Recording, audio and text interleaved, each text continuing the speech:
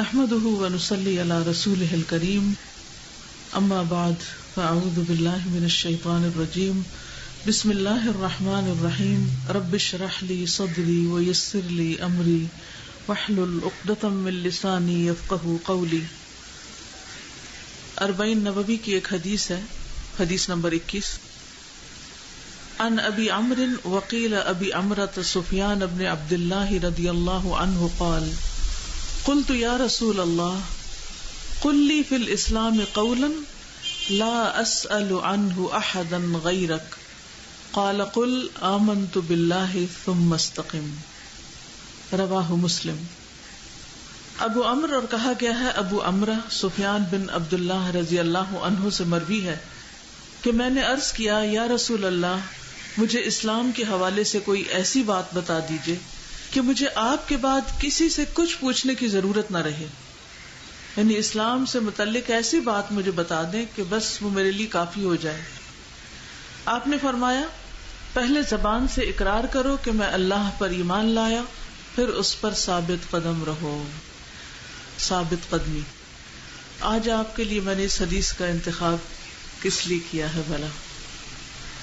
تاکہ جو علم آپ نے حاصل کیا ہے، قرآن مجید کو جو آپ نے تھاما ہے، اب اس کورس کے بعد وہ آپ کے ہاتھ سے نہ جائے، ساری زندگی کے لیے آپ کے لیے وہ رہنما ہو اور روشنی کا ذریعہ ہو، دنیا میں بھی آپ کا ساتھی ہو، ہر مشکل میں آپ کو اس سے رہنمائی ملے، قبر میں بھی روشنی ہو اس کی وجہ سے، قبر میں بھی آپ کا ساتھی ہو، اور حشر کے میدان میں بھی آپ حاملین قرآن میں سے اٹھے. حاملین قرآن کا کیا مطلب ہوتا ہے؟ وہ جو قرآن کے اٹھانے والے. تو obviously جو لوگ رکھ دیں پڑھ کے وہ حاملین میں سے نہیں ہو سکتے. تو اللہ سبحانہ وتعالی نے آپ سب کو ایک موقع دیا اور اپنی نعمتوں کی بارش کر دی. اب یہ آپ پر ہے کہ آپ ان نعمتوں کو کس طرح تھام کے رکھتے ہیں یا کس طرح ان سے فائدہ اٹھاتے ہیں. انسان کو جتنی بھی نعمتیں ملی ہیں ان میں سب سے بڑی نعمت قرآن مجید کی نعمت ہے کہ یہ اللہ کا کلام ہے. باقی دنیا میں جو کچھ ہے وہ اللہ کی تخلیق ہے، اللہ کی کریشن ہے، لیکن قرآن مجید اللہ تعالیٰ کا کلام ہے. جب آپ اس کو پڑھتے ہیں تو یوں لگتا ہے جیسے وہ آپ سے بات کر رہا ہے، بول رہا ہے. تو اس لیے یہ کتاب اور اس کا ایک ایک لفظ جو ہے وہ ہمارے لیے بہت ہی قیمتی اور بہت ہی پیارا اور بہت ہی عزیز ہے اور بہت ہی ویلیوبل ہے، کیونکہ اس جیسی کوئی چیز ہے ہی نہیں. دنیا بھر کے علوم اگر اکٹھے کر لیں آپ تو قرآن کے سامنے سمندر کے مقابلے میں قطرے کے برابر بھی نہیں ہے. لیکن ہم چونکہ اس کی ویلیو کو سمجھتے نہیں، اس لیے اس پر اس قدر محنت نہیں کرتے جتنی ہم دنیا کی کسی تعلیم کے لیے کرتے ہیں. تو الحمدللہ اللہ نے آپ کو چنا اور اس کی تعلیم دی. اب اس میں مزید ترقی ہونی چاہیے، نہ کہ تنزل. آگے جانا چاہیے نہ کہ پیچھے. تو آئندہ زندگی کا آپ اس طرح محاسبہ کریں، اپنا اس طرح حساب لیں کہ میرا آج میرے کل سے کس طرح بہتر ہے. یعنی 1 سال پہلے آپ قرآن نہیں جانتے تھے، اب آپ قرآن مجید جانتے ہیں. کوئی ٹارگٹ مقرر کیجئے کہ آج سے 1 سال بعد آپ کے علم میں کتنا اضافہ ہو چکا ہوگا. کیونکہ نبی صلی اللہ علیہ وسلم کو اللہ سبحانہ وتعالیٰ نے جو تلقین کی وَقُلْ رَبِّ زِدْنِي عِلْمًا، اس سے ہمیں یہی پتہ چلتا ہے کہ ہمیں مسلسل اپنے علم کو زیادہ کرتے جانا ہے، اپنے علم میں اضافہ کرتے جانا ہے. اور اس کے لیے انسان کو محنت کرنی پڑتی، اور محنت سے پہلے اس کا شوق اور اس کی نیت اور اس کا ارادہ اور اس ارادے کی سچائی. تو الحمدللہ آپ کا ارادے سچے تھے تو اللہ نے آپ کو موقع دیا. اب آئندہ بھی اگر آپ کے ارادے سچے ہوں گے کہ میں نے اس کتاب کو تھام کے رکھنا ہے اور اس پر قائم رہنا ہے، تو انشاءاللہ اللہ تعالیٰ آئندہ بھی آپ کو مواقع دے گا. لیکن اگر اس کے پڑھنے کے بعد جس سے دنیا کمانا مقصود ہو، یا اس سے کوئی دنیاوی شہرت، یا دنیا میں لوگوں کے سامنے بہت پاک باز بننا، پائس کہلانا، یا اور کوئی اسی قسم کا گھٹیا مقصد ہو، تو پھر یہ ہمارے حق میں حجت نہیں ہوگی، کتاب ہمارے خلاف حجت ہوگی. تو اس لیے ہمیں اپنی نیت کو بھی درست کرنا ہے اور اس کے ساتھ ساتھ محنت کرنی ہے، کوشش کرنی ہے اور آگے بڑھنا ہے. تو آئیے اس حدیث کو ایک دفعہ عربی میں سنتے ہیں اور پھر اس کی وضاحت دیکھتے ہیں. قل آمنت باللہ ثم استقم. عن ابی عمرو وقیل ابی عمرة سفیان بن عبد اللہ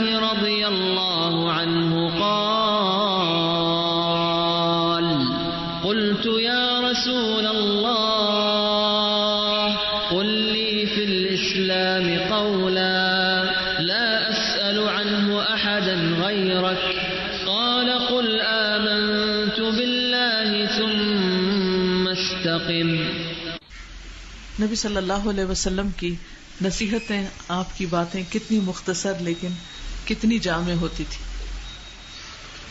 یہ حدیث دیگر طرق سے بھی روایت ہوئی ہے. عبداللہ بن سفیان اپنے والد سے روایت کرتے ہیں، ایک شخص نے عرض کیا، یا رسول اللہ صلی اللہ علیہ وسلم، مجھے اسلام کے حوالے سے کوئی بات بتائیے کہ مجھے آپ کے بعد کسی سے پوچھنے کی ضرورت نہ رہے. تو آپ نے فرمایا، پہلے زبان سے اقرار کرو کہ میں اللہ پر ایمان لایا، پھر اس پر ثابت قدم رہو. عرض کیا، یا رسول اللہ صلی اللہ علیہ وسلم، کس چیز سے بچوں؟ آپ نے ہاتھ سے اپنی زبان کی طرف اشارہ کیا اور فرمایا، اس سے بچو، یعنی اپنی زبان کے غلط استعمال سے بچو، کیونکہ انسان زبان سے ایک بات نکالتا ہے اور وہ جہنم کی گہرائیوں میں جا پہنچتا ہے، یعنی بہت اس کا زوال یا تنزل ہو چکا ہوتا ہے. اب سوال یہ پیدا ہوتا ہے کہ اس میں کہا گیا کہ استقامت اختیار کرو، قل آمنت باللہ ثم استقم. تو استقامت کیا چیز ہوتی ہے، یعنی استقامت کا معنی کیا ہے؟ کیونکہ ایمان باللہ دل میں بھی ہوتا ہے، زبان سے بھی اقرار کرتے ہیں، اور پھر ہمارے اعضاء بھی اس کو عمل کی صورت میں ظاہر کرتے ہیں.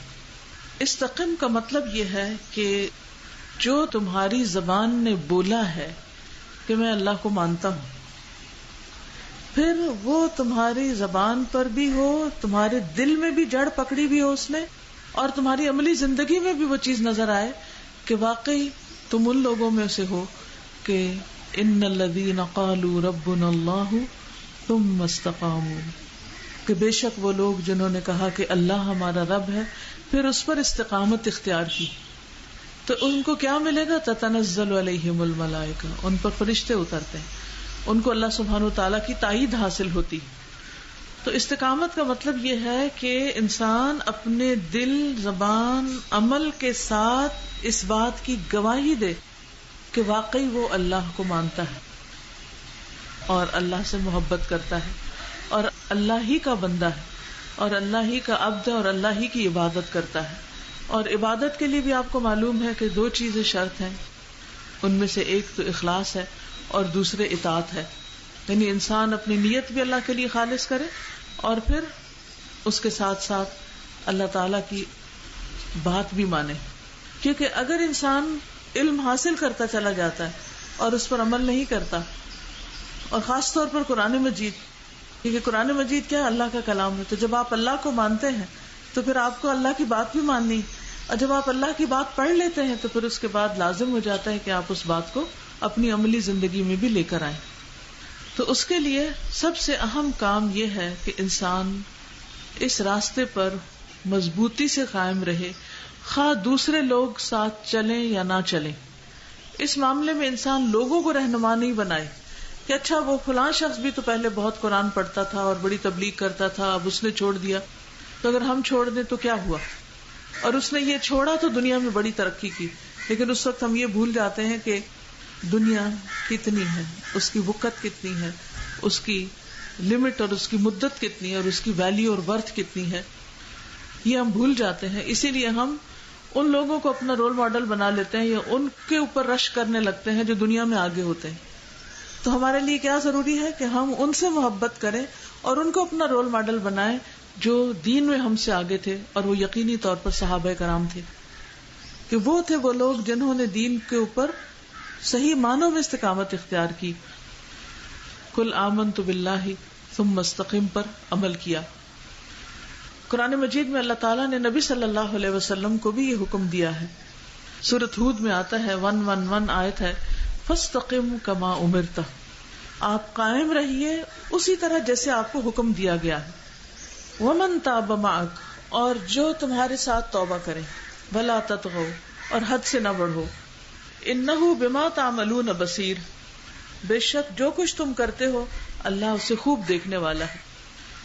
تو اس سے یہ پتہ چلتا ہے کہ نبی صلی اللہ علیہ وسلم کو بھی اور آپ کے ساتھیوں کو بھی جس چیز کی تلقین کی گئی وہ کیا ہے؟ استقامت، قائم رہنا، اس سے نہ ہلنا، اس سے نہ ہٹنا. کس سے؟ قرآن سے، اللہ سبحانہ وتعالی سے. یعنی اللہ تعالیٰ پر ایمان لانے پر استقامت اختیار کرنی ہے نا. تو قرآن تو اللہ کی کتاب ہے، اللہ کی رسی ہے، جس کا ایک سرا اللہ تعالیٰ کے ہاتھ میں اور دوسرا سرا ہمارے ہاتھ میں. یعنی اس رسی کو چھوڑنا نہیں. استقامت کے لیے کیا ہے؟ جمے رہنے کے لیے کیا ہے؟ کہ اس کتاب کے ساتھ مضبوط تعلق قائم رکھنا ہے، اس کو اپنی زندگی سے باہر نہیں نکال دینا، یعنی جو بھی طریقہ ممکن ہو اس کے ساتھ اس کتاب کو اپنی زندگی میں شامل رکھنا ہے، تب اس پر استقامت ہوگی. اور پھر یہ ہے کہ استقامت اختیار کرنے کے بعد اچھا اخلاق قابل قبول ہے. یعنی اگر کوئی شخص دین پر قائم نہیں اور صرف اچھے اخلاق سے دل بہلا رہا ہے اپنا اور دوسروں کا، تو یہ کافی نہ ہوگا. کیونکہ حضرت انس بن مالک سے روایت ہے کہ رسول اللہ صلی اللہ علیہ وسلم نے فرمایا کسی آدمی کا ایمان درست نہیں ہوتا، یعنی اللہ پر ایمان لا کے استقامت اختیار کرنی، تو ایمان درست نہیں ہوتا یہاں تک کہ اس کا دل درست نہ ہو، اور اس کا دل درست نہیں ہوتا جب تک کہ اس کی زبان درست نہ ہو. تو گویا زبان کی خرابی جو ہے وہ انسان کے ایمان میں بھی خلل پیدا کر دیتی. تو ایک پورا سرکل ہے. آپ کا دل درست ہوگا تو آپ کا ایمان درست ہوگا. ایمان کب درست ہوگا؟ جب دل درست ہوگا. دل کب درست ہوگا؟ جب زبان درست ہوگی. تو ہمیں اپنے دل، زبان اور عمل کو درست رکھنا ہے. اور عمل کی درستگی میں پھر خاص طور پر اچھا اخلاق آتا ہے، یعنی لوگوں کے ساتھ جو معاملہ ہے وہ درست رکھنا ہے. اور جہاں تک استقامت کا تعلق ہے تو اللہ سبحانہ وتعالی کے نزدیک سب سے پسندیدہ کام وہ ہے جو مستقل بنیادوں پر کیا جائے، یعنی اس کو کنٹینیوسلی کیا جائے. یہ نہیں کہ ایک دفعہ کیا پھر روک دیا، پھر چھوڑ دیا، پھر بھول گئے، پھر اس سے غافل ہو گئے، پھر کبھی جوش آیا پھر کر لیا. صرف رمضان میں نمازیں پڑھی، رمضان کے بعد چھوڑ دی، رمضان میں قرآن پڑھا، رمضان کے بعد قرآن سے تعلق ختم کر دیا. تو یہ نہیں ہونا چاہیے. حدیث میں آتا ہے ان احب الاعمال الی اللہ ما دام وان قل، کہ اللہ کے نزدیک سب سے زیادہ پسندیدہ عمل وہ ہے جسے پابندی کے ساتھ کیا جائے، خواہ کم ہی کیوں نہ ہو. تو مثلاً اب قرآن مجید آج آپ کا مکمل ہوا، کل آپ کو اتنا لیسن تو یاد نہیں کرنا، لیکن آپ اس کے ترجمے کی دہرائی سورۃ الفاتحہ سے شروع کر دیں، اور پھر اس سے یہ ہے کہ جو پڑھیں اس پر غور بھی کرتے چلے جائیں. کل تک آپ کے ٹیسٹ لے رہے تھے آپ کے ٹیچرز، اب اپنا ٹیسٹ آپ خود لینا شروع کر دیں اور اپنا جائزہ خود لیں کہ آپ کو کتنا ترجمہ آتا ہے، کتنا نہیں آتا، کتنی فیصد اس میں سے بات سمجھ آتی ہے اور کتنی فیصد کا آپ کو مطلب ہی نہیں آتا. کیونکہ قرآن مجید ایسی کتاب ہے کہ جو بار بار پڑھنے سے ہی دل میں راسخ ہوتی ہے. پھر اسی طرح یہ ہے کہ حدیث میں آتا ہے آپ کو دین میں سے سب سے زیادہ پسندیدہ وہی عمل تھا جس پر دوام ہو، یعنی کہ ایک سال کے لیے بہت پڑھ لیا اور پھر اس کے بعد پوری زندگی اس کو چھوڑ دیا. آل محمد صلی اللہ علیہ وسلم کا طریقہ بھی یہی تھا کہ جب کوئی عمل وہ کرتے تھے تو مستقل مزاجی سے کرتے تھے، یعنی ایک چیز شروع کر لیتے پھر اس کی پابندی کرتے تھے. ہم میں اکثر لوگوں کا حال یہ ہوتا ہے جس دن کوئی لیکچر سنا اس دن جوش جذبہ آیا، وہ چیز اس دن کر لی، اگلے دن پھر سو گئے، پھر بھول گئے. نہیں، اپنے آپ کو نئی نئی اچھی اچھی سنتوں سے متعارف بھی کرانا ہے اور پھر ان کی پابندی بھی کرنی ہے. نبی صلی اللہ علیہ وسلم جس بات کو شروع کرتے تھے پھر اس کو پایا تکمیل تک پہنچاتے. کوئی نماز اگر شروع کرتے تو اس کو ہمیشہ پڑھتے تھے. اسی طرح جیسے ہم دیکھتے ہیں کہ عصر کی جو 2 رکعتیں ہیں ان کو آپ بہت پابندی کے ساتھ پڑھا کرتے تھے. اسی طرح باقی نمازوں کی سنتیں بھی. اچھا، ہم لوگ کیا کرتے ہیں، کبھی سنت پڑھ لیتے ہیں کبھی چھوڑ دیتے ہیں، اور یہ دلیل دیتے ہیں کہ سنت ہمیشہ تو نہیں پڑھنے کی چیز، کہ کبھی کسی مجبوری سے انسان چھوڑ دے. اس میں پھر دیکھنا چاہیے کہ نبی صلی اللہ علیہ وسلم کا طریقہ کیا تھا، کہ آپ اس کی کتنی پابندی کیا کرتے تھے. تو یہ پابندی قرآن مجید کے پڑھنے میں بھی ہونی چاہیے. یہ ہمارے نوافل اور سنتوں میں، یعنی نماز کے ساتھ کی جو سنتیں ہیں ان کے اندر بھی یہ پابندی ہونی چاہیے. اور پورے دین میں ایک طرح سے ہماری استقامت ہونی چاہیے، کیونکہ وَلَا تَمُوتُنَّ إِلَّا وَأَنْتُمْ مُسْلِمُونَ، کہ تمہیں موت نہ آئے مگر اس حال میں کہ تم مسلمان ہو، یعنی اللہ کی فرما برداری کے کام کر رہے ہو، اچھے اچھے کام کر رہے ہو. پھر اسی طرح ہے کہ رسول اللہ صلی اللہ علیہ وسلم نے یہ فرمایا، تم میں سے جو شخص یہ چاہتا ہے کہ اسے جہنم کی آگ سے بچا لیا جائے اور وہ جنت میں داخل ہو جائے، اور یہی بڑی کامیابی ہے نا، تو اسے اس حال میں موت آنی چاہیے کہ وہ اللہ اور یوم آخرت پر ایمان رکھتا ہو اور لوگوں کو وہ دے جو خود لینا پسند کرتا ہو، یعنی جو چیز اس کی اپنی پسند کی. اور یہی اچھے اخلاق کی علامت ہے. اور اگر ہماری زندگی میں صرف اتنی یہ چھوٹی سی نصیحت ہے آپ کی اگر یہ آ جائے تو ہمارے آس پاس کے سارے جھگڑے، فتنے، فساد سب کچھ ختم ہو جائے. اور یہ ایمان کی علامت ہے، کوئی معمولی بات نہیں ہے. تو اگر ہم لوگوں کا لحاظ ہی نہیں رکھتے، لوگوں کے ساتھ ادب سے پیش ہی نہیں آتے، لوگوں کا احترام نہیں کرتے، لوگوں کی تکلیف کا خیال نہیں کرتے، تو پھر ہمارا ایمان ادھورا ہے. اور اگر ایمان ادھورا ہے تو پھر نیکی کی طرف مزید آگے بڑھنے کی توفیق مشکل ہی ہوتی. پھر اسی طرح یہ ہے کہ استقامت اختیار کرنے کے لیے کچھ کام کرنے کی ضرورت ہے. سب سے پہلی بات تو یہ ہے کہ انسان صراط مستقیم کو پہچانے کہ صحیح ہے کیا، اور وہ ہمیں کہاں سے پتہ چلتا ہے؟ اللہ کی کتاب سے. پھر اس کے بعد یہ ہے کہ استقامت اختیار کرنے کی چیزوں میں سب سے پہلی چیز اللہ سبحانہ وتعالیٰ کی وحدانیت کو ماننا ہے، یعنی اس کے ساتھ شرک نہ کرنا. خواہ کسی کو جان سے مار دیا جائے لیکن وہ شرک نہ کرے. پھر اسی طرح اپنے لیے واضح کرائیٹیریا بنانا کہ صحیح راستہ پانے کے لیے رسول اللہ صلی اللہ علیہ وسلم کا طریقہ سب سے بہترین طریقہ ہے، اور اس میں ہم جب تک قرآن و سنت سے جڑے رہیں گے انشاءاللہ سیدھے راستے پر رہیں گے. اور جب سیدھا راستہ مل جائے گا اور اس پر چلنا شروع کر دیں گے تو انشاءاللہ استقامت بھی نصیب ہوگی. پھر استقامت کے لیے ضروری ہے علم حاصل کرتے رہنا، کیونکہ من سلک طریقا یلتمس فیہ علما سہل اللہ لہ طریقا الی الجنہ. جو ایسے راستے پر چلا کہ وہ علم تلاش کرتا ہے تو اللہ تعالیٰ اس کے لیے جنت کا راستہ آسان کر دیتے ہیں. تو پھر استقامت کے لیے کیا ضروری ہے کہ اللہ کے راستے پہ چلتے رہیں. اللہ کے راستے پر کیسے چلنا ہے؟ علم حاصل کرتے رہنا. پھر اسی طرح جماعت سے جڑے رہنا، یعنی آج تک آپ کے جو ساتھی تھے جن کے ساتھ مل کر آپ نے قرآن پڑھا، یہ نہیں کہ کل ان کو بالکل ہی بھول جائیں. ایک دوسرے کی خبر گیری رکھیں، ایک دوسرے کے حال احوال معلوم کرتے رہیں. یعنی فرینڈز فار لائف ہونا چاہیے.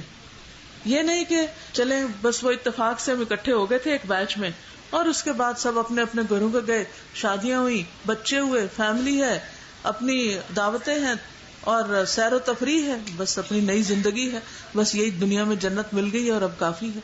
نہیں، مومن آخرت کے لیے جیتا ہے، اور جب آخرت کے لیے جیتا ہے تو پھر اس کی کچھ پرائرٹیز ہوتی ہیں کہ جن کے ساتھ وہ اپنے مقصد کی تکمیل کرتا ہے. اور ان میں سے ایک یہ ہے کہ انسان ان راستوں پر چلتا رہتا ہے اور ان ساتھیوں کو ساتھ لے کے چلتا ہے کہ جو اس کے ایمان میں اضافے کا باعث بنتے ہیں. یعنی ایسے لوگوں کی دوستی نہایت ضروری ہے جو آپ کے ایمان کے ساتھی ہوں. یعنی ایمان پہ قائم رہنے کے لیے کیا ضروری ہے؟ ایمان کے ساتھیوں کا ہونا. اگر وہ آپ کی زندگی سے نکل جائیں گے تو آپ ایمان پہ قائم نہیں رہ سکیں گے. اللہ کی خاطر دوستی کا اتنا بڑا اجر ہے کہ قیامت کے دن جب سورج سوا نیزے کے قریب آ جائے گا اور ہر شخص پسینے میں ڈوبا ہوا ہوگا، اس وقت ایسے لوگوں کو عرش کا سایہ نصیب ہوگا. کس قدر خوبصورت بات اور کتنا خوبصورت مقام ہے. یعنی اس وقت بھی دنیا میں جب تپتی دھوپ میں ہم ہوتے ہیں تو دل چاہتا ہے کوئی چھوٹا سا بھی درخت ہو تو اس کے سائے میں راستے میں رک جائیں.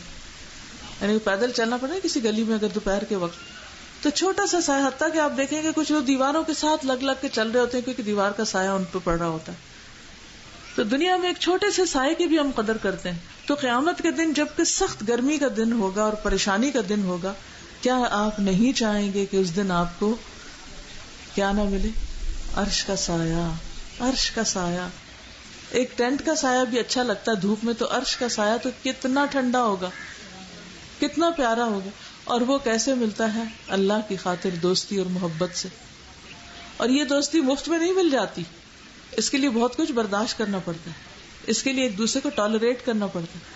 کیونکہ جب آپ اللہ کے لیے محبت کرتے ہیں تو پھر بڑے بڑے قصور معاف کر جاتے ہیں، کیونکہ آپ کے لیے محبت کی ایک ہی بنیاد کافی ہے کہ یہ شخص اللہ کے لیے گھر سے نکل کے یہاں آیا، یہ اللہ کی خاطر نکلا ہے، یہ اللہ کی خاطر علم حاصل کر رہا ہے. اس میں 100 غلطیاں ہوں گی اور اسی لیے تو آیا ہے کہ اس کی غلطیاں ٹھیک ہوں، ورنہ تو وہ آئی کیوں؟ تو غلطیاں بھی وقت کے ساتھ ساتھ ٹھیک ہو جائیں گی، وہ اچھا بھی ہو جائے گا. ابھی درگزر کرنے کی ضرورت. نبی صلی اللہ علیہ وسلم کس قدر غلطیوں کو معاف کر دیا کرتے تھے اور کس قدر اپنے ساتھیوں سے محبت کرتے تھے کہ ہر شخص یہ سمجھتا تھا کہ آپ سب سے زیادہ اس سے محبت کرتے ہیں. آج کیا ہمارے ساتھی بھی ہمیں یہ سمجھتے؟ ہم اپنے آپ کو یہاں رکھ کے دیکھیں، کیا ہمارے ساتھی ہم سے محبت کرتے ہیں؟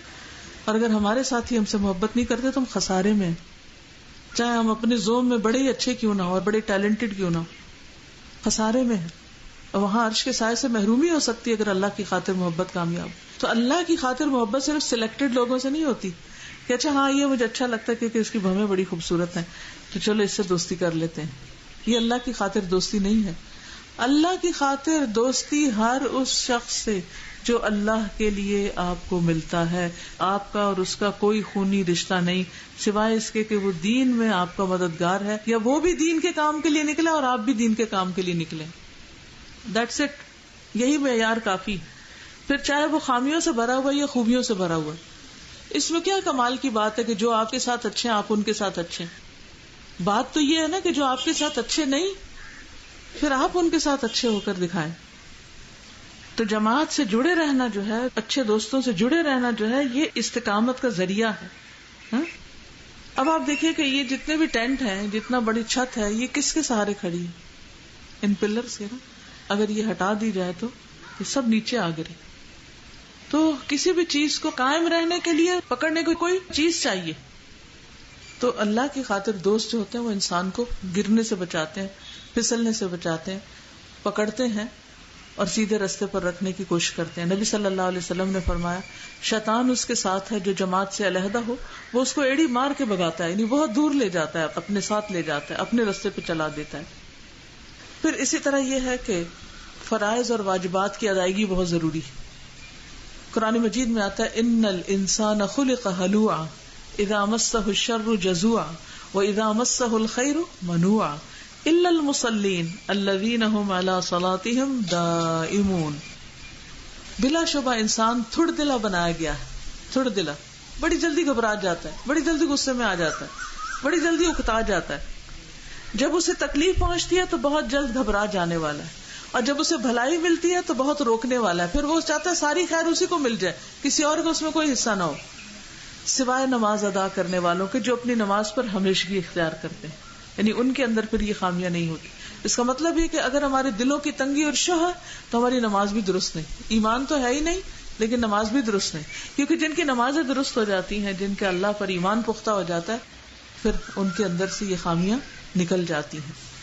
پھر اسی طرح یہ ہے کہ مرتے دم تک اللہ کے حقوق کی ادائیگی کرنے سے بھی انسان کو استقامت آتی ہے.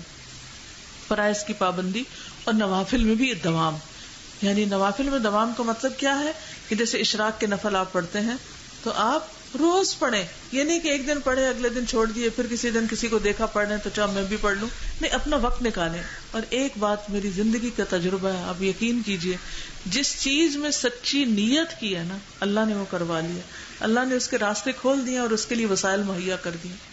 اور جہاں اپنی نیت میں خلل آ گیا، کمزوری آ گئی، وہاں پھر صرف بہانے ہی ڈھونڈتے رہے اور دوسروں کو ہی ذمہ دار بناتے رہے، اس کی وجہ سے اور اس کی وجہ سے میں یہ کام نہیں کر سکی. تو اسٹاپ بلیمنگ ادرس. اپنی کوتاہیوں اور اپنی غلطیوں اور اپنی کمزوریوں اور اپنی ناکامیوں کا سبب دوسروں کو مت ٹھہرائیں، اپنے آپ کو ٹھہرائیں. فلا تلومونی لوموا انفسکم، مجھے مت ملامت کرو، اپنے آپ کو ملامت کرو. تو حقیقت یہ ہے کہ جب ہم کسی چیز کو واقعی سچے دل سے کرنے کا عزم کر لیں گے تو اللہ تعالیٰ رستے کھول دے گا، پھر رکاوٹیں نہیں رہتی. پھر اسی طرح یہ ہے کہ بعض اوقات انسان ایسے لوگوں میں گھر جاتا ہے جن کے اندر استقامت نہیں ہوتی یا وہ دین پر نہیں ہوتے. تو ایسی صورت میں ان کے اندر ایسے ساتھی بنانے کی کوشش کرنی چاہیے، ان کو دین کی طرف لانا چاہیے، ورنہ یہ ہے کہ اس جگہ کو چھوڑ دینا چاہیے. پھر اسی طرح استقامت اختیار کرنے کے لیے خواہش پرستی اور غفلت سے بچنے کی ضرورت ہے، کیونکہ جو شخص خواہش کے پیچھے لگ جاتا ہے وہ عنقریب گمراہی کے گڑھے میں جا گرتا ہے. قرآن مجید میں آتا فخلف من بعدهم خلف اضاعوا الصلاة واتبعوا الشہوات فسوف یلقون غیا. پھر ان کے بعد ایسے نالائق جانشین ان کی جگہ آئے جنہوں نے نماز کو ضائع کر دیا اور خواہشات کے پیچھے لگ گئے تو عنقریب وہ گمراہی میں جا گریں گے یا جہنم کے گڑھے میں جا گریں گے. تو حقیقت یہ ہے کہ جب انسان اپنے دل کی مرضی پہ چل پڑتا ہے تو پھر انسان بھٹک جاتا ہے. پھر استقامت کے لیے دعا بھی کرنی چاہیے. ربنا لا تزغ قلوبنا بعد اذ ہدیتنا وہب لنا من لدنک رحمہ انک انت الوہاب. پھر اسی طرح جب آپ اپنے گھر والوں کے اندر اور آپ کے گھر والے دین پر نہ ہوں یا ہوں بھی تو بھی یہ دعا کرنی چاہیے کہ یا مقلب القلوب ثبت قلبی علی دینک، یا مقلب القلوب ثبت قلبی علی دینک. شہر ابن حوشب کہتے ہیں میں نے ام سلمہ سے کہا کہ اے ام المومنین، رسول اللہ صلی اللہ علیہ وسلم جب آپ کے پاس ہوتے تو اکثر کیا دعا کرتے تھے؟ آپ بتائیے کہ گھر میں کیا دعا مانگتے تھے؟ تو انہوں نے کہا نبی صلی اللہ علیہ وسلم کی اکثر دعا یہ ہوتی تھی یا مقلب القلوب ثبت قلبی علی دینک، اے دلوں کے الٹ پلٹ کرنے والے تو میرے دل کو دین پر جما دے، کیونکہ دل تو اللہ کے ہاتھ میں ہے نا، اللہ تعالیٰ جمائے گا تو ہم جمیں گے، تو اس لیے اللہ تعالیٰ سے استقامت کی دعا کرتے رہنا چاہیے. پھر ان چیزوں سے بچنے کی ضرورت ہے جو انسان کی استقامت میں خلل ڈالتی، اور اس میں سب سے پہلی چیز خواہشات کی پیروی. وَمَنْ أَضَلُّ مِمَّنِ اتَّبَعَ هَوَاهُ بِغَيْرِ هُدًى مِّنَ اللَّهِ، اس سے زیادہ گمراہ کون ہو سکتا ہے جو اللہ کی ہدایت چھوڑ کر، قرآن چھوڑ کر، دین کی بات چھوڑ کر محض اپنی خواہش کے پیچھے لگا ہوا، یعنی کیا پہننا ہے، کیا کھانا ہے، کیا اوڑھنا ہے، کہاں جانا ہے، کس کو بلانا ہے، سارا وقت صرف دنیا کا تانا بانا بنتا رہے، اور جو اس کے دل میں خواہشات ہیں ان کو پورا کرتا ہے. دل میں کسی خاص کپڑے پہننے کی خواہش آ گئی ہے تو اس کے پیچھے چل پڑے، دل میں کسی خاص کھانے کی خواہش آ گئی ہے تو اس کے پیچھے چل پڑے. یعنی یہ نہ دیکھیں کہ اللہ کے حقوق میں سے یا بندوں کے حقوق میں سے کیا ادا کرنا ہے، بس یہ دیکھیں کہ میری مرضی کیا ہے اور میری چاہت کیا ہے اور مجھے کیا کرنا ہے. تو اس کے بارے میں آتا ہے کہ اس سے زیادہ گمراہ کون ہو سکتا ہے جو اللہ کی ہدایت کو چھوڑ کر اپنی خواہش کے پیچھے لگا ہوا ہو. ایک اور جگہ پر آتا ہے وَلَا تَتَّبِعِ الْهَوَىٰ فَيُضِلَّكَ عَن سَبِيلِ اللَّهِ، وَلَا تَتَّبِعِ الْهَوَىٰ فَيُضِلَّكَ عَن سَبِيلِ اللَّهِ، خواہشات نفس کی پیروی نہ کرنا، یہ تمہیں اللہ کے راستے سے ہٹا دیں گی. بعض اوقات آپ دیکھیے کہ یہ خواہش شادی کی ہو سکتی ہے، بعض اوقات شادی ہو گئی ہے تو بچے کی ہو سکتی ہے کہ بچے ہوں میرے، اگر بیٹی ہو گئی ہے تو خواہش ہو سکتی ہے کہ بیٹا ہو میرا، پھر یہ کہ یہ جاب ہو، وہ جاب ہو، یہ اسٹیٹس ہو، وہ اسٹیٹس، یہ ساری خواہشات ہیں نا زندگی کی. تو ان کے پیچھے نہیں لگ جانا قرآن کو چھوڑ کر اور قرآن کو بھول کر. ٹھیک ہے شادی کا ایک وقت ہو جائے گی، بچے پیدا ہونے کا ایک وقت ہوگا، وہ بھی ہو جائیں گے، اور جو اللہ کسی کو دے، کیونکہ ہر ایک کو اس نے بیٹیاں نہیں دینی اور ہر ایک کو بیٹے نہیں دینے، یہ اس کی اپنی تقسیم ہے، اپنی حکمت پر مبنی ہے. تو اس لیے خواہشات نفس کی پیروی سے بچنا ہے. پھر دنیا کی محبت سے بچنا ہے، کیونکہ دنیا کی محبت جو ہے وہ انسان کو حق کے راستے سے ہٹا دیتی ہے. ابو درداء سے مروی ہے کہ ہمارے پاس رسول اللہ صلی اللہ علیہ وسلم تشریف لائے اور ہم تنگ دستی کا ذکر کر رہے تھے کہ ہمارے پاس کچھ نہیں ہے، کھانے کو نہیں، پہننے کو نہیں، کچھ نہیں، اور اس سے خوف بھی کر رہے تھے کہ ہمارا کیا بنے گا. رسول اللہ صلی اللہ علیہ وسلم نے فرمایا کیا تم فقر سے ڈر رہے ہو، محتاجی سے ڈرتے ہو؟ اس ذات کی قسم جس کے ہاتھ میں میری جان ہے، تمہارے اوپر دنیا یقیناً برسا دی جائے گی، یہاں تک کہ تم میں سے کسی ایک کے دل کو کوئی چیز ٹیڑھا نہ کر دے گی مگر دنیا کی مزید طلب. تم ڈر رہے ہو کہ تم نے اپنے گھر بار مکہ میں چھوڑ دی اور مدینہ میں آ گئے ہو اور تمہارے پاس سب کچھ نہیں اور آئندہ کیا بنے گا تمہارا، تمہاری اولادوں کا. نہیں، مجھے اس کا ڈر نہیں ہے، مجھے ڈر ہے کہ تم پر دنیا برسا دی جائے گی اور پھر تم اس کی وجہ سے اس کے پیچھے جب لگ جاؤ گے تو تمہارے دل ٹیڑھے ہو جائیں گے. پھر اسی طرح اپنی مرضی کی زندگی گزارنے کی خواہش، یعنی ایک آئیڈیل لائف گزارنے کی خواہش، یہ انسان کو دین سے دور کر دیتی ہے کہ میرا گھر ایسا ہونا چاہیے، میری گاڑی ایسی ہونی چاہیے، میرے بچے ایسے ہونے چاہیے، فٹنس کا یہ ہونا چاہیے. یعنی ایک دنیاوی اعتبار سے دنیا کے سٹینڈرڈز کے مطابق جو ہم نے ایک کرائیٹیریا مقرر کر رکھا ہے ایک کامیاب زندگی کا، اس کو سامنے رکھ کے اس کے لیے بس بھاگ دوڑ کرتے رہنا، تو اس سے بھی انسان حق کے راستے سے دور ہو جاتا ہے. رسول اللہ صلی اللہ علیہ وسلم نے فرمایا مجھے تمہارے متعلق گمراہ کن خواہشات سے سب سے زیادہ اندیشہ ہے جن کا تعلق پیٹ اور شرمگاہ سے ہوتا ہے، اور اپنی مرضی پر چلنے کی گمراہی کا بھی اندیشہ ہے کہ تم دین کو چھوڑ کے اپنی مرضیاں کرنے لگو گے. پھر بری دوستی اور برا ماحول وہ انسان کو حق کے راستے سے ہٹاتی. پھر اللہ کے نافرمانوں کی بات ماننا، ان کے جیسا طرز زندگی اختیار کرنا. اب دیکھیے کہ جیسے اللہ کے نافرمان کون ہوتے ہیں؟ جو اللہ کا حکم نہ مانے. اللہ کا حکم کیا ہے کہ ایک مسلمان عورت کیسا لباس پہنے. کوئی بتائے گا آپ نے کیسا لباس پہنے ایک مسلمان عورت جو چست نہ ہو، ٹائٹ نہ ہو، بہت سی تھرو نہ ہو؟ کیا ہم اپنا لباس بناتے ہوئے اس بات کا خیال رکھتے ہیں؟ چاہے گاؤن پہن رہے ہوں، چاہے شرٹس بنا رہے ہوں، چاہے شلوار بنا رہے ہوں. شلوار تو بیکورڈ لوگ پہنتے ہیں، مردوں والا لباس زیادہ بہتر ہے، پاجامہ ان کی طرح ہی پہننا چاہیے. کیا وہ پہنتے وقت ہم خیال رکھتے ہیں کہ ہماری لیگز نظر نہیں آئیں گی؟ یا قمیضوں کے چاک جب کھولتے ہیں تو کیا سوچتے ہیں کہ یہ پسلیاں ہماری نظر نہ آئیں گی؟ اس عورت کے بارے میں کیا حکم ہے کہ جو لباس پہن کر بھی ننگی رہے تو جنت میں داخل نہ ہو سکے؟ وہ کسی اور کی بات نہیں، وہ اپنے اوپر لا کر دیکھے. اور جب کپڑے پہنے تو آئینے میں یہ نہ دیکھیں کہ ہم لوگوں کے معیار کے مطابق کتنے پورے اتر رہے ہیں، یہ دیکھیں کہ اللہ کی نظر میں کیسے لگ رہے ہیں اس وقت. اور اگر اللہ تعالیٰ ہماری طرف دیکھ ہی نہیں رہا، وہ ناراض ہے ہم سے، تو ساری دنیا بھی راضی ہو جائے تو ہمیں کچھ نہیں ملے گا، کچھ نہیں پائیں گے. پھر اسی طرح اللہ کی نافرمانی اور خصوصاً کبیرہ گناہوں سے بچنا ہے، بے حیائی کے کاموں سے بچنا ہے، زنا، شراب، کیونکہ زنا کے وقت کوئی شخص مومن نہیں ہوتا، شراب پیتے وقت کوئی شخص مومن نہیں ہوتا، چوری کرتے وقت کوئی شخص مومن نہیں ہوتا.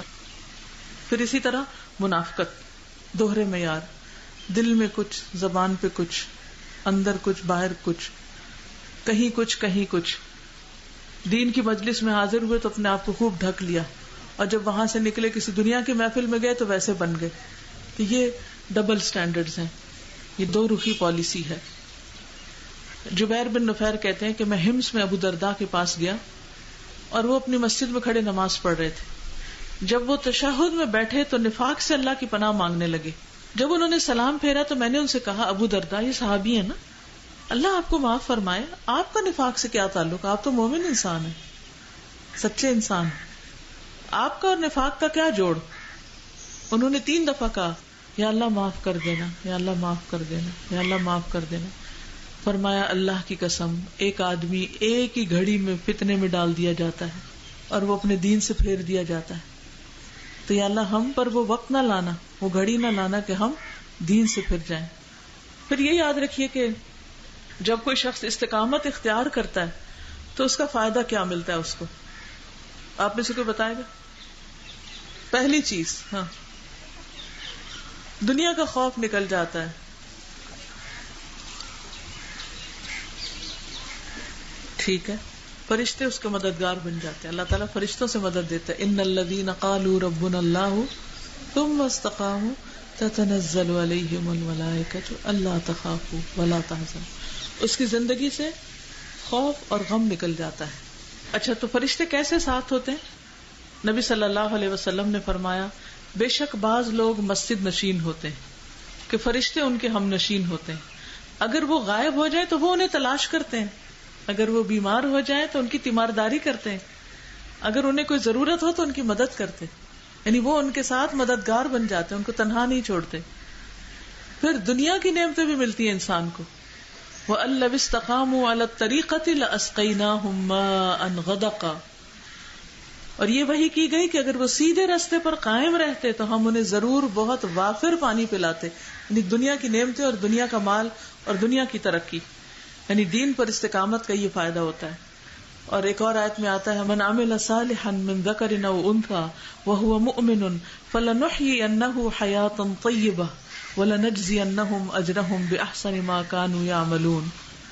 جو شخص بھی نیک عمل کرے، خواہ مرد ہو یا عورت، بشرطے کہ وہ مومن ہو، تو ہم اسے پاکیزہ زندگی بسر کرائیں گے. یعنی دنیا میں بھی اس کو اچھی زندگی ملے گی اور آخرت میں ان کے بہترین اعمال کے مطابق انہیں ان کا اجر ملے گا. یعنی دنیا میں بھی انسان بہت سے گناہوں سے بچے گا اور بہت سی نعمتوں کو پالے گا، بس صرف یہ کہ کسی بھی حال میں دین کو نہیں چھوڑنا. پھر اسی طرح اس استقامت کا فائدہ قبر میں بھی ہے. کیا؟ قبر کے سوالوں کے جواب آئیں گے.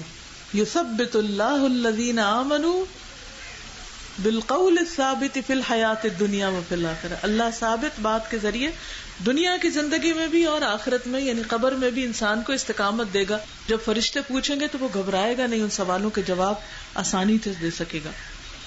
پھر ہم دیکھتے ہیں کہ دنیا میں ایمان پر استقامت اختیار کرنے والوں کی کچھ مثالیں ہیں، جن میں سب سے بڑی مثال حضرت ابراہیم علیہ السلام کی ہے کہ ان کو آگ میں پھینکا گیا، تب بھی انہوں نے کلمہ توحید نہیں چھوڑا اور کیا کہا، حسبنا اللہ و نعم الوکیل.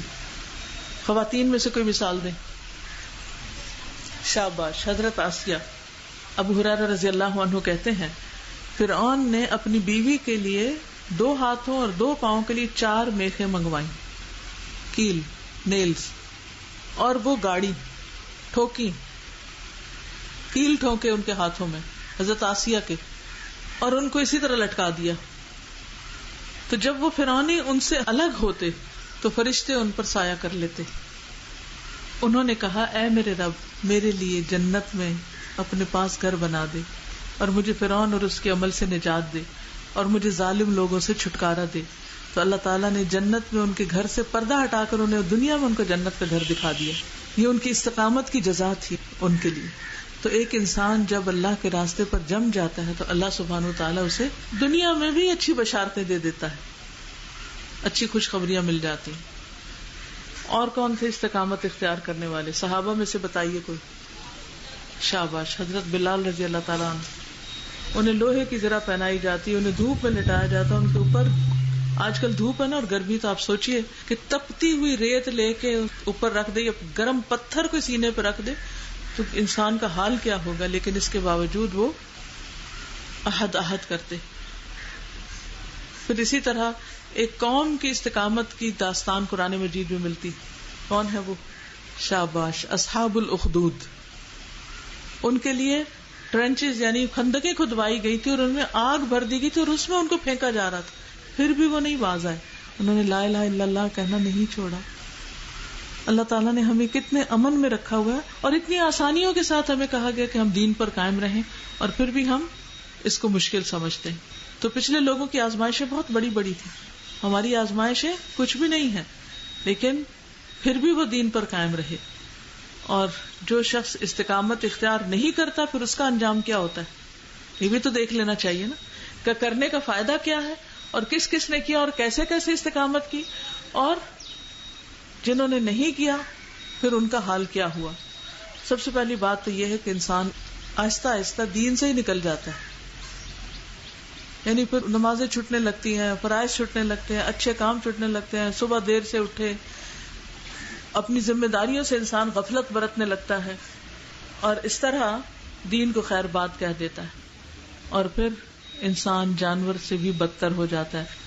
قرآن مجید میں کسی کی مثال کتے سے دی گئی ہے، وہ کون ہے؟ تو سوچئے کہ یہ کوئی معمولی بات نہیں ہے.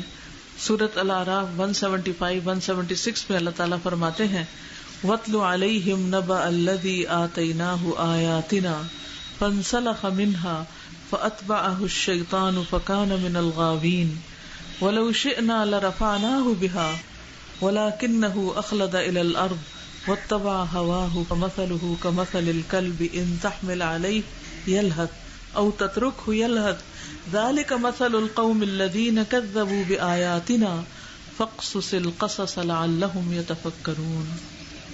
اور انہیں اس شخص کا حال سناؤ جسے ہم نے اپنی آیات عطا کی تھی.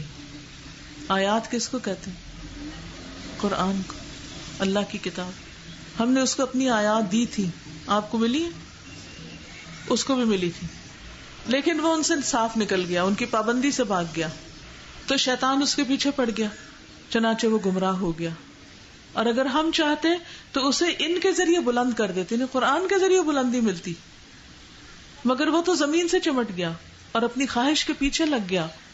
اس کی مثال کتے کی سی ہے، اگر تو اس پر حملہ کرے تو بھی ہانپتا، نہ کرے تو بھی ہانپتا ہے. یہ ان لوگوں کی مثال ہے جنہوں نے ہماری آیات کو جھٹلا دیا. ایسے قصے بیان کرتے رہو، شاید یہ لوگ غور و فکر کریں. یعنی اللہ تعالیٰ نے اس کا حکم دیا نبی صلی اللہ علیہ وسلم کو کہ لوگوں کو یہ مثالیں، یہ واقعات، یہ حقیقی زندگی کی کہانیاں بتاتے رہیں، شاید کہ وہ غور و فکر کریں اور دین سے دور نہ جائیں. یہ تو ہے دنیا میں انجام. موت کے وقت کیا ہوتا ہے؟ جو لوگ دین پر استقامت اختیار نہیں کرتے، موت کے وقت ان کا حشر کیا ہوتا ہے؟ کلمے کی توفیق نہیں ہوتی اور فرشتے سختی سے روح کھینچتے، مارتے ہیں ان کو. موت کے وقت ان کی پٹائی شروع ہو جاتی ہے. ان الذین توفاہم الملائکۃ ظالمی انفسہم قالوا فیما کنتم قالوا کنا مستضعفین فی الارض قالوا الم تکن ارض اللہ واسعۃ فتہاجروا فیہا فاولئک مأواہم جہنم وساءت مصیرا. بے شک وہ لوگ جنہیں فرشتے اس حال میں قبض کرتے ہیں کہ وہ اپنی جانوں پر ظلم کرنے والے ہوتے ہیں، کہتے ہیں تم کس کام میں تھے؟ وہ کہتے ہیں ہم اس سرزمین میں نہایت کمزور تھے. وہ کہتے ہیں کہ اللہ کی زمین وسیع نہ تھی کہ تم اس میں ہجرت کر جاتے؟ تو یہ وہ لوگ ہیں جن کا ٹھکانہ جہنم ہے اور وہ لوٹنے کی بری جگہ ہے. یعنی فرشتے جب انہیں ماریں گے تو ان سے بات بھی کریں گے، ہم نہیں سنتے وہ بات، لیکن وہ ان سے بول رہے ہوتے ہیں. وہ پوچھتے ہیں کہ تم کیوں نہیں اللہ کے حکم پہ عمل کر رہے تھے؟ تو وہ کہتے ہیں ہم بڑے ویک تھے، ہمارے اوپر بہت پریشرز تھے، ہم وہ پریشرز نہیں لے پا رہے تھے، تو ہم پھر جو لوگ کر رہے تھے وہی کرنا شروع ہو گئے. تو وہ کہیں گے کہ اللہ کی زمین وسیع نہ تھی، ہجرت کر جاتے، تم ان لوگوں کو چھوڑ کر نیک لوگوں کے ساتھ جا ملتے. تو اس کے بعد یہ ہے کہ قیامت تک انسان کو مسلسل قبر میں بھی عذاب ہے. جو قرآن پڑھ کر بھلا دے اور غافل ہو جائے. آپ صلی اللہ علیہ وسلم نے فرمایا میں نے آج رات ایک خواب دیکھا کہ 2 آدمی میرے پاس آئے، انہوں نے میرے ہاتھ تھام لیے اور مجھے ارض مقدس کی طرف لے گئے. چنانچہ ہم آگے بڑھے تو ایک ایسے شخص کے پاس آئے جو سر کے بل لیٹا ہوا تھا. یعنی فرشتے نبی صلی اللہ علیہ وسلم کو لے کر گئے کہ آپ نے ایک شخص کو دیکھا جو سر کے بل لیٹا ہوا تھا، اور دوسرا شخص ایک بڑا سا پتھر لے کر اس کے سر کے پاس کھڑا تھا، اور اس پتھر سے وہ لیٹے ہوئے شخص کے سر کو کچل دیتا تھا. جب وہ پتھر مارتا تو پتھر سر پہ لگتا اور دور چلا جاتا پتھر. وہ جب تک واپس لے کے آتا سر دوبارہ ٹھیک ہو جاتا، پھر وہ مارتا، پھر پھٹتا، پھر مارتا، پھر پھٹتا. میں نے پوچھا یہ کون ہے؟ بتایا گیا جس شخص کو آپ نے دیکھا کہ اس کا سر کچلا جا رہا ہے وہ ایک ایسا انسان تھا جسے اللہ تعالیٰ نے قرآن کا علم دیا، لیکن وہ رات کو پڑا سوتا رہتا اور دن میں اس پر عمل نہیں کرتا تھا. یعنی غفلت کی زندگی بسر کی. اسے یہ عذاب قیامت تک ہوتا رہے گا. اور ایک روایت میں آتا ہے وہ قرآن کا حافظ تھا مگر وہ قرآن سے غافل ہو گیا اور فرض نماز پڑھے بغیر سو جاتا تھا. تو جو لوگ قرآن حفظ کر کے، قرآن کے ترجمے یاد کر کے پھر ان کو بھلا دیں اور غافل ہو جائیں تو یہ ان کا انجام ہوتا ہے. تو اس لیے بہت ضروری ہے کہ انسان اس دین کو تھام کے رکھے، پکڑ کے رکھے، تاکہ قیامت تک انسان کو فائدے ہی فائدے پہنچتے رہے. اس حدیث سے کیا کیا باتیں پتہ چلتی ہیں؟ اگر حدیث کے شروع سے اگر آپ دیکھیں، حدیث کیا کہتی ہے؟ ایک صحابی نے آ کے کہا مجھے ایسی بات بتائیں کہ اس کے بعد مجھے کچھ پوچھنے کی ضرورت نہ رہے. تو اس سے پتہ چلتا ہے کہ صحابہ میں سیکھنے کا بہت شوق تھا اور بہت جینون سوال کرتے تھے کہ مجھے عمل کی بات بتائیں، ایسی بات پتہ چلے کہ پھر میں اس پہ لگ جاؤں، وہ کام کر لوں. اچھا ہمارے سوال کیا ہوتے ہیں؟ ہم زیادہ تر سوال کس چیز کے کرتے ہیں؟ جن کا عمل سے کوئی تعلق نہیں ہوتا یا ہم دوسرے لوگوں کو نیچا دکھانے کے لیے سوال کر رہے ہوتے ہیں. اور پھر آپ دیکھیے کہ سوال کتنا عظیم سوال تھا، کتنا بہترین سوال تھا، جامع اور معنی قسم کا سوال تھا. یہ نہیں کہ لمبی باتیں، لمبی لمبی کہانیاں، نہیں، ایک بات بتائیے جس کو میں پکڑ لوں، اس پہ جم جاؤں، بس بات ختم.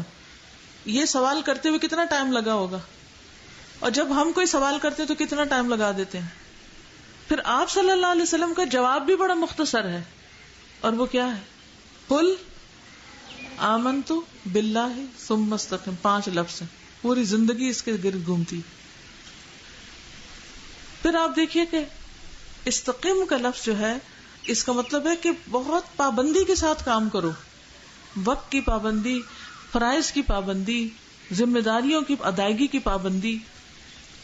اور پھر انسان اپنا محاسبہ کرتا رہے تاکہ آخرت میں اللہ سبحانہ وتعالی اس پر اپنی رحمت نازل فرمائے. ایک دفعہ حدیث دوبارہ سن لیجئے. قل آمنت بالله ثم استقم عن أبي عمرو وقيل أبي عمرة سفيان بن عبد الله رضي الله عنه قال قلت يا رسول الله قل لي في الإسلام قولا لا أسأل عنه أحدا غيرك قال قل استقم. تو اللہ تعالیٰ سے دعا کرتی ہوں کہ اللہ تعالیٰ ہمیں دین پر مرتے دم تک استقامت عطا فرمائے، اور یہ قرآن ہمارے سینوں کی بہار اور ہمارے دلوں کے لیے روشنی اور ہمارے ایمان میں اضافے کا ذریعہ ہو، اور ہم ہر حال میں اس کی خدمت کرتے رہیں، اور قیامت کے دن اللہ تعالیٰ ہمیں حاملین قرآن میں سے اٹھائے اور ہماری دنیا اور آخرت کی ساری پریشانیاں دور فرمائے، اور جن جن لوگوں کو جو بھی کسی آزمائش میں سے گزرنا پڑ رہا ہے، کوئی دکھ ہے، تکلیف ہے، اللہ تعالیٰ ان کی ساری تکلیفوں کو دور فرمائے. جتنی بہنیں یہاں آئی ہیں ان کا آنا قبول ہو، اور اللہ تعالیٰ ہم سب کو اپنے مقرب بندوں میں شامل کر لے. اس کے ساتھ ہی آپ سے اجازت چاہتی ہوں. وآخر دعوانا ان الحمد للہ رب العالمین. سبحانک اللہم وبحمدک، اشہد ان لا الہ الا انت، استغفرک واتوب الیک. السلام علیکم ورحمۃ اللہ وبرکاتہ. ویڈیو کے نیچے سبسکرائب کے بٹن پہ کلک کریں، بیل کے آئیکن پہ کلک کیجیے تاکہ ہر نئی ویڈیو کی نوٹیفکیشن